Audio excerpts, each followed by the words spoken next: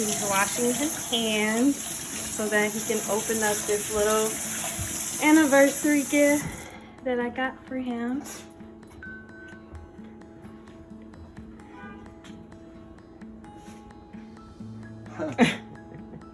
What, honey?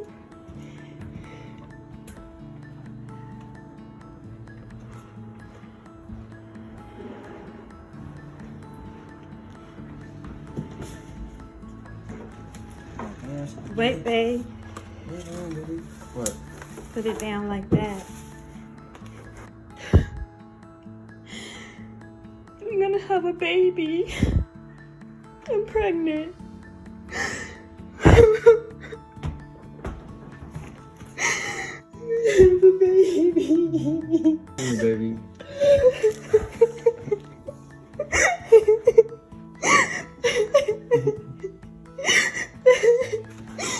We took 4 pregnancy tests and they all was positive. What's up, Soul Tribe, and welcome back to my channel. I think this is episode 6 if I'm not mistaken. I know I've been gone for quite some time, but as you can see, I had a baby. We recently moved into a house, a new car. Like, life has really changed drastically for me in 2021.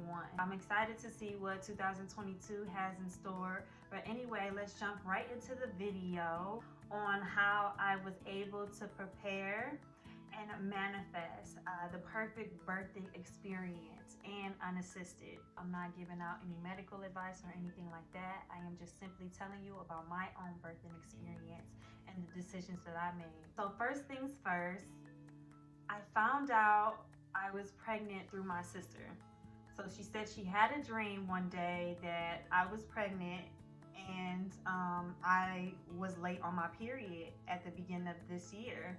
And so when I went to go take a test, it was confirmed that I was pregnant. This is my first time, my first child. So I was very excited, but very nervous at the same time.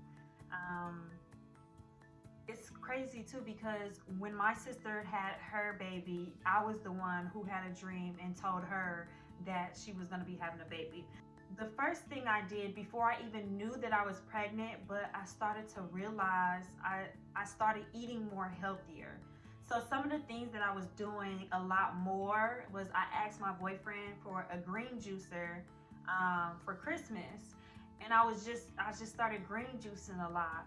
I was eating more salads. I was drinking more water. My diet is already a good vegan diet, but I was eating more vegetables and fruit, and my diet was more of a raw vegan diet versus cooking a lot of fried foods.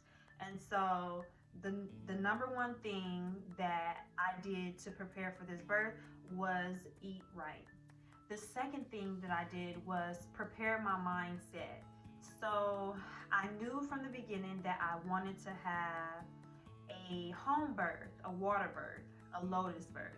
So if you don't know what a lotus birth is, basically you keep the umbilical cord attached to the placenta. You put the placenta in herbs, and then you wait until the umbilical cord naturally fall off versus cutting the cord, because when you cut the cord, you're essentially cutting the nutrients that the placenta is delivering to the baby. So I wanted to do the whole 9. Like I said, this is my first baby.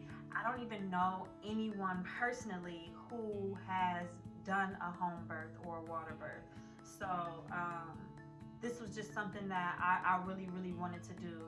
And so I started preparing my mindset with doing affirmations every day, because you know, once you tell people that that's the type of birth that you want to have, they will start to put their fear on you. They will start to talk about their experience, how they tried to do a natural home birth, but they didn't succeed. They ended up having to go to the hospital and things like that. And I will say, during my whole pregnancy, I knew exactly what I wanted. And so anything that did not align with what I wanted, I shut it out. Even people that was closest to me, if they were not supportive of the water birth, then whatever they had to say, I shut it out. I took their opinion with a grain of salt. And if they didn't have nothing positive to say, I wasn't around them. My mind was so powerful during my pregnancy. I literally was rising in consciousness. I was embodying a goddess. I knew my power. I knew exactly what I wanted, and I wasn't going to allow anybody to stop that. I did not plan to do an unassisted birth. I wanted to do a doula, and I wanted a midwife. Now, I was going to my OBGYN for a little bit until they kind of forced me to do the glucose test, and I completely stopped going. I just wasn't with it. I asked them, are there any alternative ways for me to take my glucose test, and they said no. I was looking for different places, to find a midwife. Everything was just so expensive at the time. Like, it was just like $4,000 for a midwife. That's not even including the doula, and it was just expensive. They didn't accept insurance. And so I did not know what to do. My boyfriend and I, we went to different birthing centers, and everything was kind of the same. But I told myself that I wasn't going to give up, that I was going to have an at-home birth.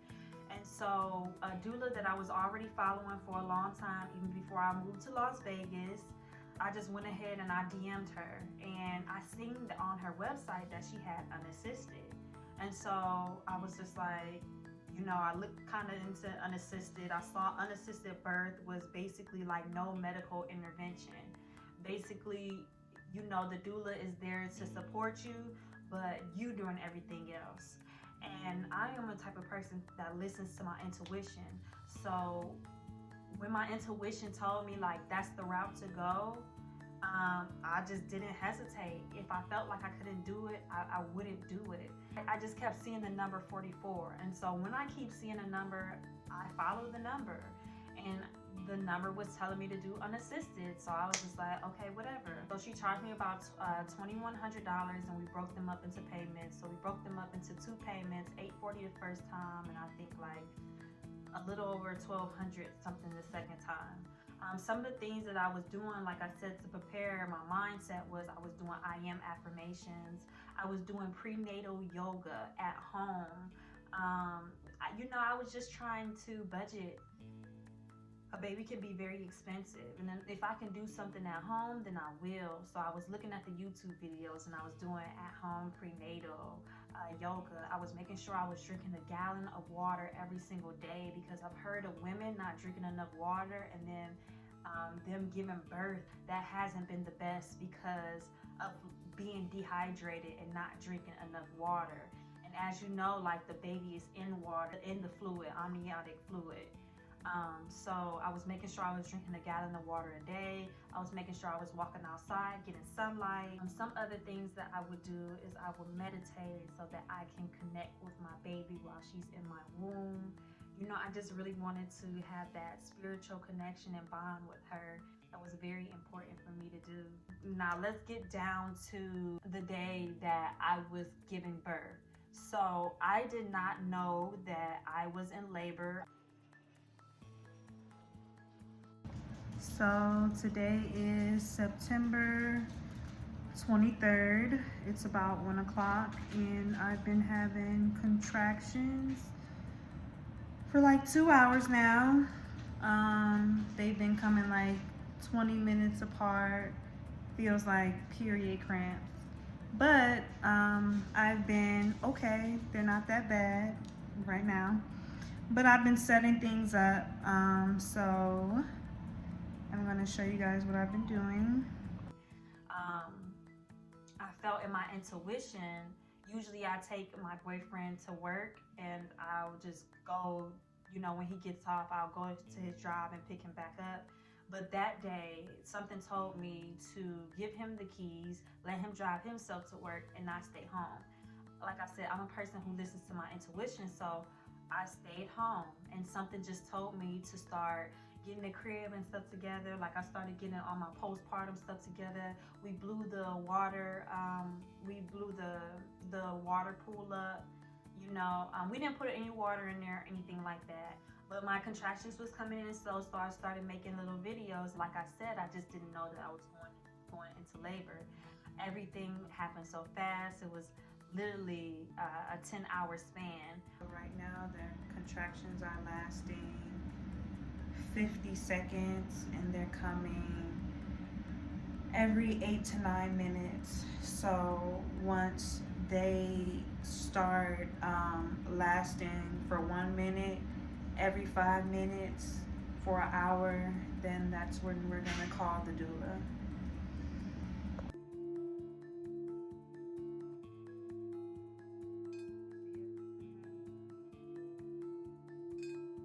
My doula did not get there until 10:50 p.m. and I had the baby at 11:50 p.m. And so the baby was coming. So most of the time I was laboring on the toilet because for the most part I felt like I had to poop. I kept having to pee. The vent was over me, so I was able to absorb all of that cool air. And then I'm not a person that can just lay down and sit down when I'm having the contractions. They're coming on so strong that I have to be on my feet. My intuition, since I have so much energy, it was telling me to get up and labor. And so that's what exactly I was doing. I was marching in place and I was acting as if I was in a marathon, running in a marathon. And I would tell myself to ride the wave. So every time a contraction would come, I would knees up and ride the wave. So it's as if the pain wasn't coming from being in labor, but the pain was coming from like my core, from working out, from jogging. So I had to psych myself out, and it worked because it was getting me through my laboring process. Except my last hour, when my contractions was coming every 52 seconds. I just did not think that I could make it, but I made an affirmations board. And so I am Affirmations Board, and I told myself that if I feel like giving up, I would look at the board and I would read my affirmations out loud to remind myself of who I am. And so my doula came. When she came, she started showing me the affirmations board. Literally, my water broke 30 seconds before my baby came. So the reason why I didn't even think I was in labor was because I always hear like, your water is gonna break first, or your mucus plug. So I was waiting for that. Literally, your body will do whatever it wants to.